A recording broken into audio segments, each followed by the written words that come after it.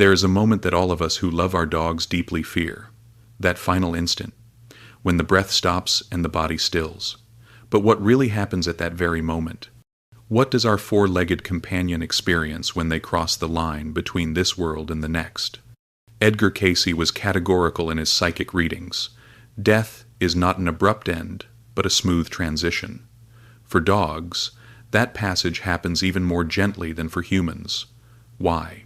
Because animals do not carry the weight of ego, existential fear, or limiting beliefs about death that we humans accumulate over the course of life. They simply allow the process to unfold. In the final instant, a dog's consciousness does not extinguish. It expands. Cayce described that moment as a gentle awakening, much like waking from a deep sleep into a luminous morning. The physical pain that may have accompanied the animal in its last days or hours disappears instantaneously. There is no more diseased body, no weary heart, no unresponsive joints. There is only a sensation of absolute lightness. During physical life, the dog's perception is filtered through the senses of the body. They see, smell, hear, and feel through biological receptors. But at the moment of transition, those filters fall away.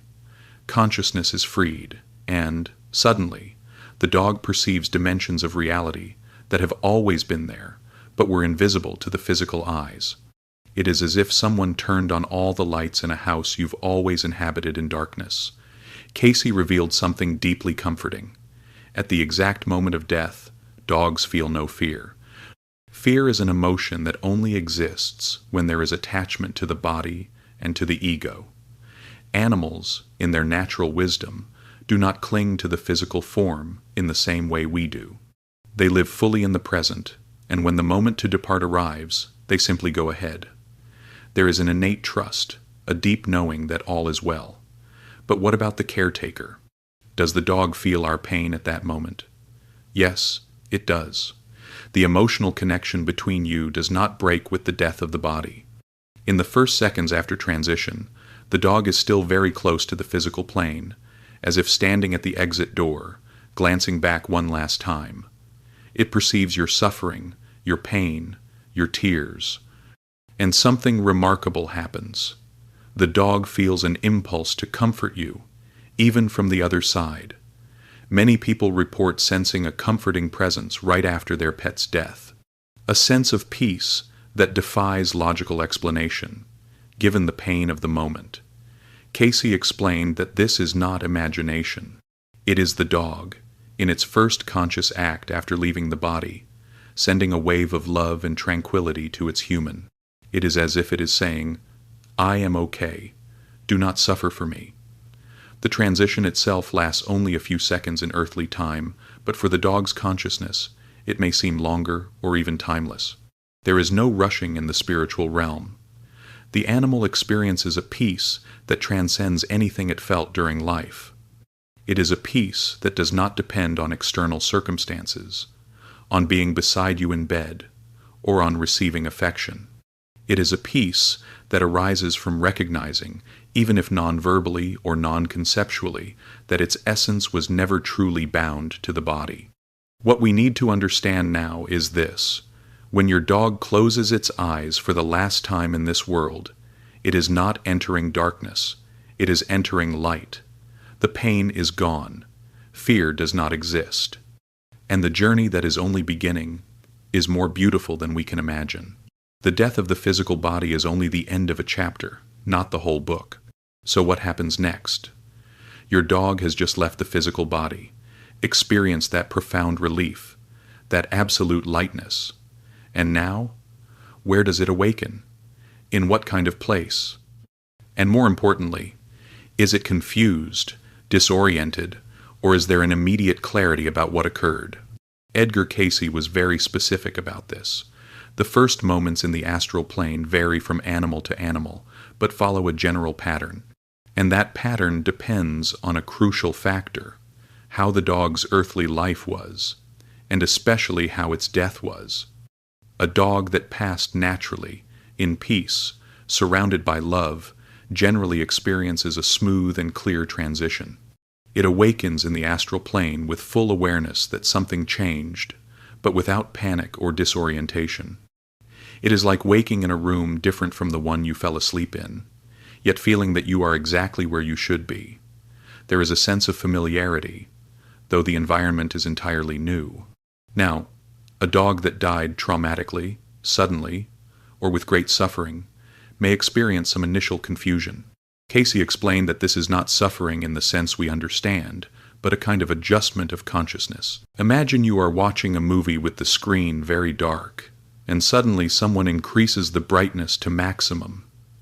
Your eyes take a few seconds to adjust. It is something like that. The animal's consciousness needs to calibrate to the new vibrational frequency of the astral plane, but this confusion, when present, lasts very briefly, minutes, perhaps hours in earthly time, because in the astral plane, time does not function as it does here. And there is something fundamental that accelerates this adjustment process: the presence of other beings. The astral plane where dogs awaken is not a dark void or an abstract space without form. According to Cayce, it is an environment that reflects the animal's consciousness. For a dog, that means a place that feels natural, nurturing, familiar. The first thing the dog perceives is that its body functions differently. It attempts to move and discovers there are no longer limitations. That elderly dog who could barely walk in its last months of life suddenly can run again. The paws respond instantly. There is no joint pain, no fatigue. A dog that had lost sight or hearing finds it can perceive everything with clarity greater than in its youth. This generates a kind of immediate joy. Cayce mentioned that animals feel a spontaneous euphoria in the first moments after death, simply by rediscovering the fullness of their capacities. It is as if they are debuting a new, better, more responsive body. And that body is not constrained by the physical laws we know. The dog can move by thought. Do you want to be in a particular place? Just think, and you are there. But here is the most touching detail. In those first moments, many dogs try to return. Not because the astral plane is bad or frightening, but because the connection to you is still very strong. They think of you and instantly find themselves back in the physical environment where you were. This explains why so many people feel the presence of the animal right after its death. You may feel a touch, notice a movement out of the corner of your eye, or simply have that unmistakable sense that they are there. And they are. The dog has not yet fully moved onward because it is processing separation from you just as you are processing separation from it. Cayce explained that this phase is temporary, but necessary. The dog needs to understand that its physical form has ended, but its existence continues, and it needs, in some way, to energetically bid farewell. It is not a final goodbye, but a recognition that things have changed. During those first hours or days, the dog may alternate between the astral plane and the physical environment where you are. It is not trapped between worlds, as some believe.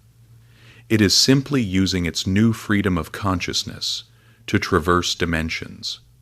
And each time it returns to the astral, it becomes a little clearer to it that that is its new temporary home. Clarity comes naturally. No one is verbally explaining what happened. Animals do not require that. They feel. They know through direct perception, not through concepts or words. And as that clarity is established, something extraordinary occurs. They recognize they are not alone. They never were. And that changes everything. The initial confusion, if it exists, dissolves completely at the moment the dog recognizes the presences that came to receive it. And those presences are not strangers. They are faces, energies, essences that the animal knows deeply. Because in the spiritual realm, no one crosses the threshold of death alone. Especially not dogs, who throughout their earthly lives were masters at creating bonds of love. Now we arrive at one of Edgar Cayce's most emotionally profound and comforting revelations about the death of animals. When your dog awakens in the astral plane, it is not alone, never was. There are presences there, waiting for it, ready to guide it on this new journey. But who are those presences? And why are they there? Cayce was very clear in his readings. Dogs are received by three main types of beings. The first, and perhaps the most touching, are other animals that passed before it. If you had other dogs, cats, or any pet that died, they will be there. They are waiting. And the reunion takes place with explosive joy that transcends any expression of affection you ever witnessed in the physical realm. Imagine the scene. Your dog, who just realized it can move freely, that there is no pain, suddenly senses a familiar presence. It turns and sees that other dog you once had, the one who passed when this one was still a puppy, or even before it came into the family. But the recognition is instantaneous. In the spiritual realm, souls know each other beyond forms. It matters not if they never coexisted physically. The connection exists because both shared the same energy field, the same family, the same home. But it's not just animals from the same family who appear. Cayce mentioned something extraordinary. There are what he called animal guardians, evolved animal spirits who have chosen the mission of receiving and guiding other animals during their transition. These beings have not reincarnated again because they've reached a level of consciousness that allows them to serve in a different way. They are like mentors, spiritual guides, but in animal form. These guardians have a deep wisdom about the transition process. They understand what the newly arrived soul is feeling, its initial confusion, its longing for its caretaker, the strangeness of the new environment. And through a form of communication that goes beyond sounds or gestures, they transmit peace, safety, and guidance. It's as if they say without words, "You are safe, we are here, we will show you the way." Now, the third type of presence is the most surprising. Cayce revealed that dogs are also received by human beings, but not just any humans. These are people who had a special connection with animals during their earthly life.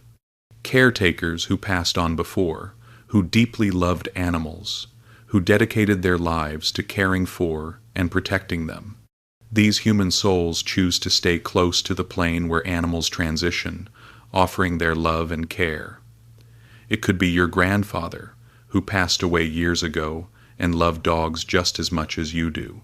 It could be a family member you never met personally, but who in the spiritual realm maintains a connection with the family lineage and its animals. And when these human souls appear to receive your dog, they bring with them an energy the animal instantly recognizes, the energy of family, of home, of the unconditional love it knew on earth. There is something deeply comforting in that. Your dog is not being received by strangers. It is being welcomed by a community of souls who already loved it before it even arrived in the astral plane. It's like coming home after a long journey and finding everyone waiting for you at the door with hugs and smiles. But the reunion is not only emotional. It serves a practical and important purpose. These beings, whether animals or humans, help the newly arrived dog understand where it is and what happens next. They show the surroundings, introduce the spaces, and explain, through energy and feeling, how the new reality works. It is a gentle, patient, and loving orientation. Cayce described that in the first moments, dogs still carry some behavioral patterns from their earthly life. A dog who is protective may still try to protect something. A dog who is playful will want to play. And the guardians allow that. They don't force a sudden change. They let the animal express its nature while gradually helping it expand beyond those patterns. And here's a detail that will touch your heart. Among all the beings who receive your dog, There is always at least one who has a specific task. This soul is responsible for keeping the dog connected to you. Because while you are still alive in the physical plane, the bond between you remains active, pulsing, real, and someone on the other side must help your animal navigate that connection without getting lost in it, without becoming stuck between the worlds. This specific guardian will teach your dog something fundamental. It can feel you, it can send love to you, it can even visit you energetically, but it cannot remain permanently in the physical plane. There is a journey ahead for it. There is evolution taking place, and although the love between you is eternal, the dog must move forward in order to grow, to heal completely, to prepare for what comes next. The reunion with these beings is not a single event that happens and ends. It is a continuous process. During the first days after death, your dog is constantly surrounded by this community of loving souls. They do not leave it alone for even a moment, and this constant presence is what allows the healing process to begin. Because yes, even in the spiritual plane, healing is happening. And this healing goes far beyond the physical body left behind. Have you felt, in the days following your dog's passing, that it was still there? That inexplicable sensation of presence, as if it were lying in its usual spot or walking behind you through the house. You're not imagining it. According to Edgar Cayce, that perception is absolutely real. The connection between you and your dog is not broken by the death of the physical body. In fact, in many ways, it intensifies.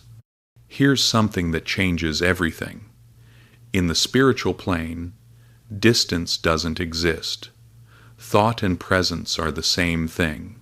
When you think of your dog with love, with longing, with that deep ache in your chest, you are literally creating an energetic bridge between the two worlds. And your dog feels it instantly. It doesn't matter where it is in the astral plane, what it's doing or experiencing at that moment. It feels you. Cayce explained that in the first few days after death, that connection is even more intense because the dog has not yet fully moved away from Earth's vibrational frequency. It is in an intermediate zone where it can perceive both the astral and physical planes clearly, and during this time, it is extremely attuned to you. Every time you cry, every time you look at its photo, every time you miss the routines you shared, it knows. It feels everything.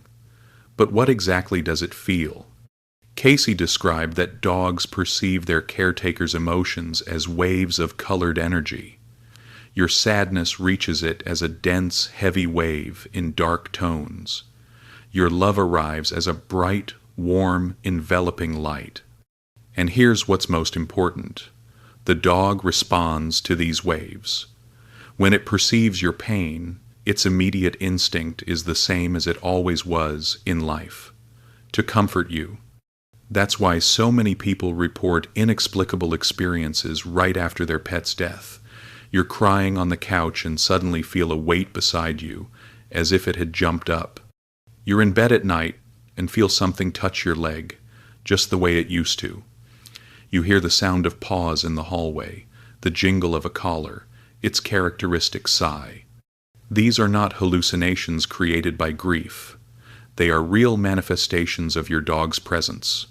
Tell me in the comments if you've ever felt this strong connection with your dog after their death. Cayce taught that in the first 3 to 7 days after death, the dog makes frequent visits to the physical environment where you lived. It walks the same paths, smells the same places, lies in the same corners. Not because it's confused or stuck, but because it is still processing the separation and, more importantly, because it wants to be near you. Its love hasn't diminished one bit. The loyalty it felt in life remains intact. And if you are suffering, it wants to ease that pain the only way it knows how, by being present. But there's something we need to understand. While the dog feels your emotions clearly, The way it interprets them is different from how we interpret others' emotions. Dogs do not judge, do not analyze, do not create stories about what you're feeling. They simply receive the energy and respond to it. When you cry, it doesn't think, "My human is sad because they miss me." It simply feels the energy of sadness and wants to transform it into peace. And here's something extraordinary that Cayce revealed. You can actively communicate with your dog during this period, not through words, but through intention and feeling. When you close your eyes and visualize your pet, when you speak to it out loud or in your mind, when you consciously send love in its direction, that communication crosses the planes. It receives it. It understands. And it responds by sending back waves of peace and comfort to you. Many caretakers do this instinctively without realizing it. You look at its photo and say, "I hope you're okay, my love." That is not just a phrase thrown into the wind. It's a real energetic message that reaches it. And its response may come in subtle ways. A sudden feeling of peace you didn't expect, a vivid dream that night, or simply an inner knowing that it is okay. Dreams, in fact, are one of the most powerful channels of communication during this time. Cayce emphasized that when you dream of your dog soon after its death, especially if the dream feels extraordinarily real and vivid, it is not just your subconscious processing the loss. It is a genuine meeting in the astral plane. During sleep, your consciousness shifts to frequencies closer to the plane where it is. And in these dream encounters, the two of you can be together again, play, embrace, exchange energy. Pay attention to the dreams you have with it. If in the dream it appears healthy, young, happy, running freely, that is not wishful thinking. It is a message showing that it is well. If in the dream it approaches you, touches you, licks your face, or simply looks into your eyes with that deep, knowing gaze, it is saying, "I'm here, I still love you. I'm okay." But the connection is not one way, with you missing it and it visiting. The dog also goes through a complex emotional process. Does it miss you? Yes, in a way. It's not the anguished longing that we humans experience, because in the spiritual plane there is no sense of permanent loss. But there is a kind of yearning, a desire to be close, to continue sharing energy with you. Cayce mentioned that some dogs, especially those who had very intense bonds with their caretakers, choose to remain longer near the physical plane, precisely because of that connection. They don't want to fully move on while they feel you still need their presence.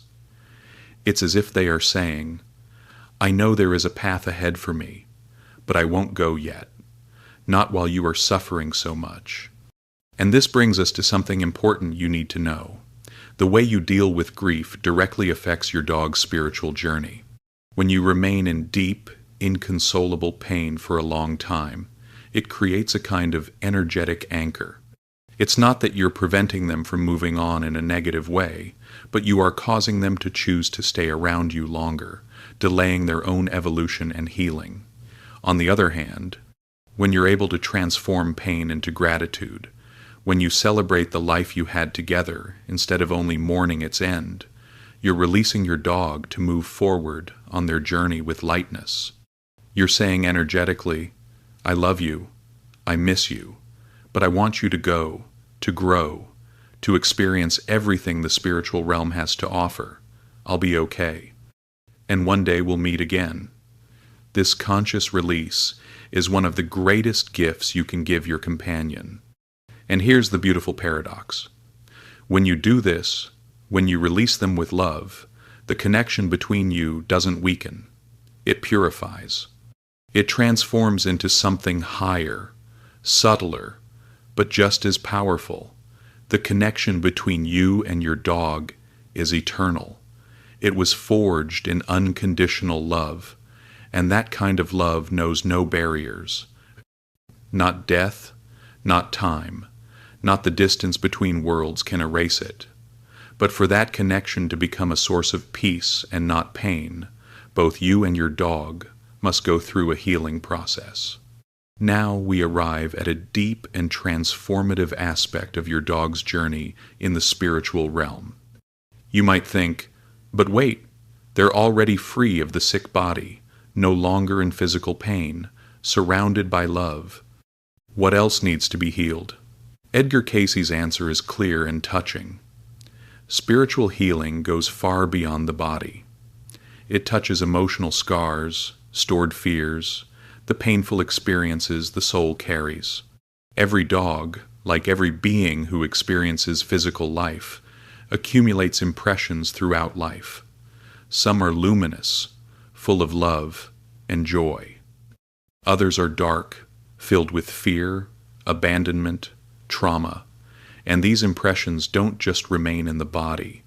They are imprinted on the consciousness itself, in the energetic structure of the being. When the body dies, these marks remain, and they need to be released. Think of the dog who was rescued from the streets, who went hungry and cold, who was beaten by strangers before finding you. During the years they spent in your home, they were loved, well cared for, safe, but those early life memories are still there, imprinted on their soul. Or think of the dog who had a painful illness, who underwent invasive vet procedures, who suffered before passing.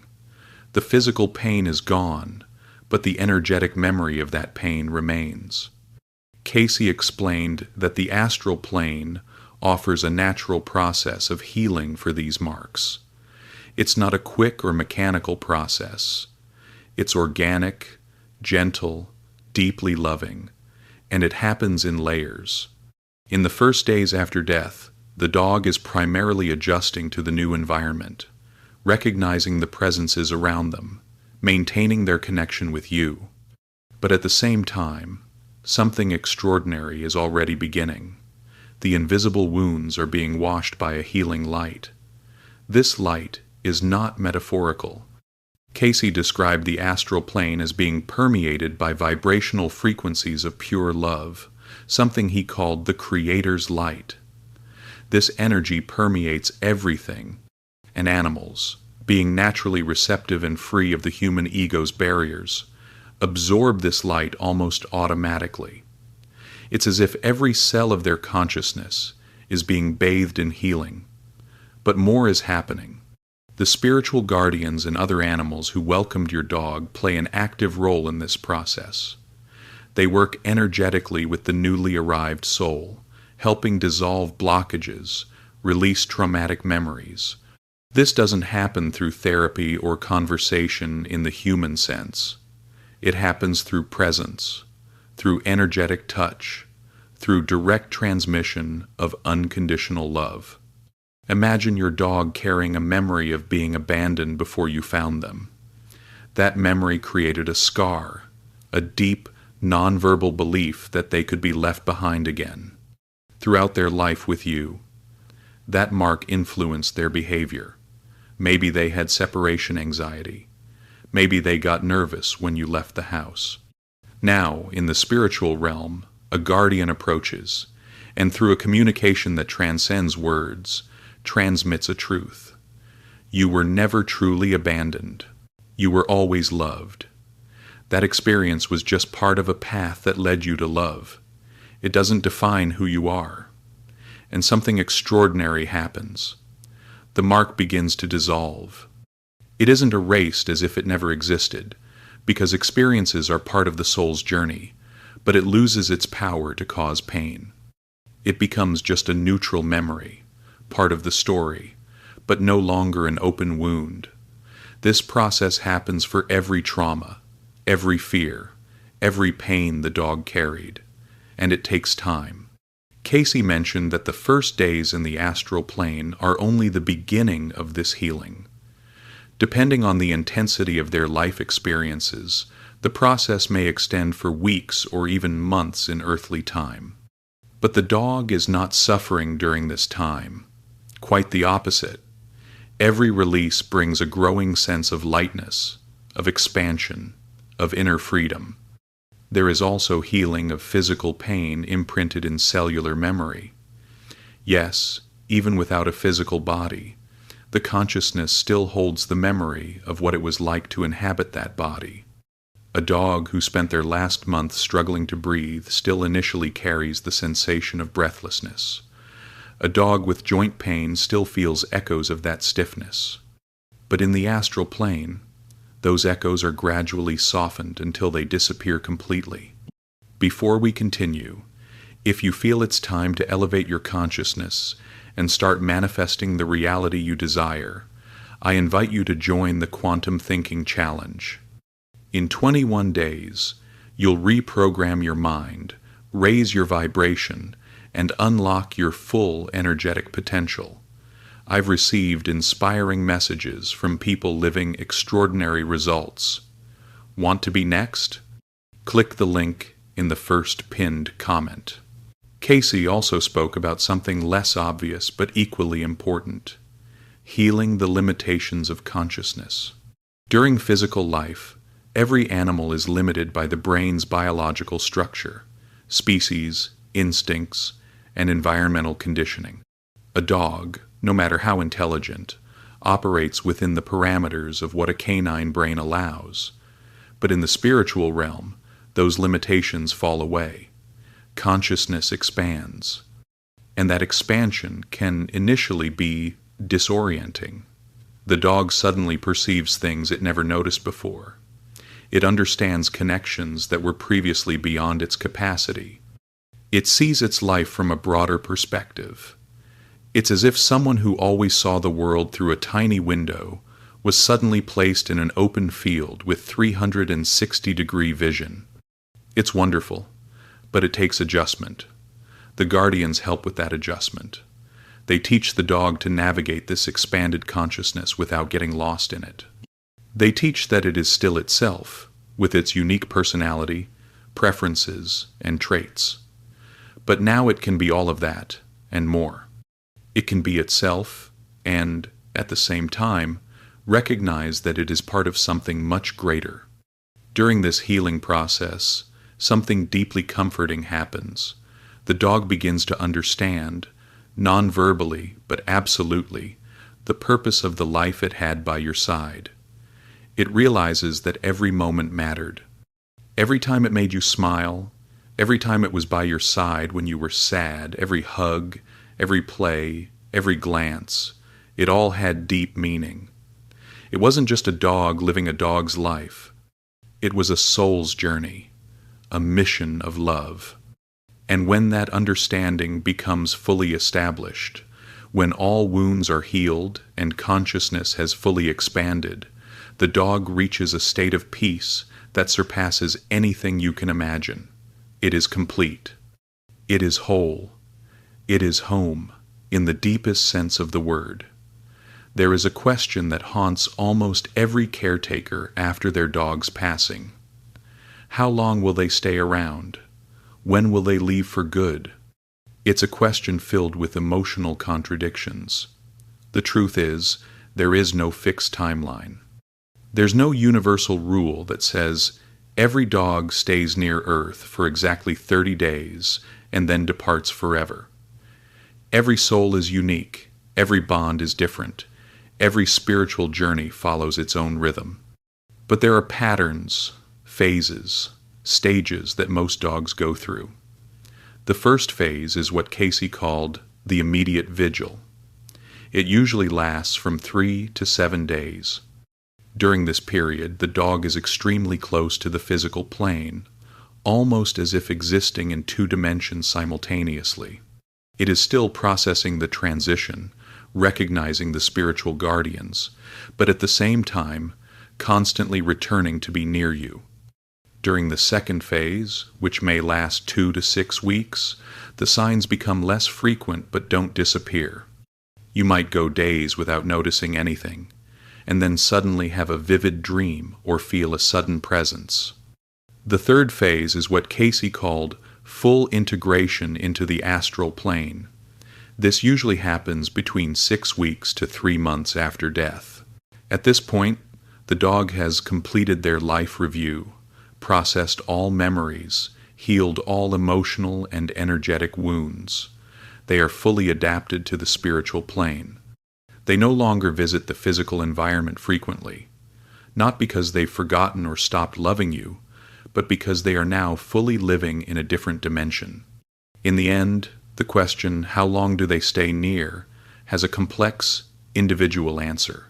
Physically, energetically close, a few weeks to a few months in most cases.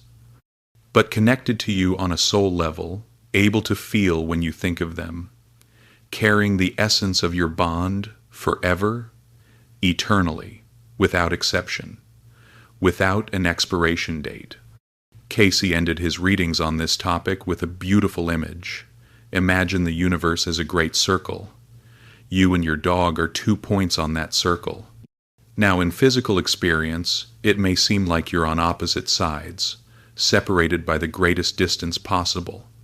But in truth, you've never moved away from the center of the circle. And the center of the circle is love. You are both equally close to that center, equally immersed in that love. And at the right moment, when the circle completes, when both your journeys converge again, you will meet. And it will be as if you were never apart, because in the realm of true love, of real soul connection, separation is only a temporary illusion, a necessary experience for growth, but not a permanent truth. The permanent truth is this: love is eternal. Souls connected remain connected, and every goodbye is just a see you soon in disguise. Your dog knows this. They always have, and now you know it too.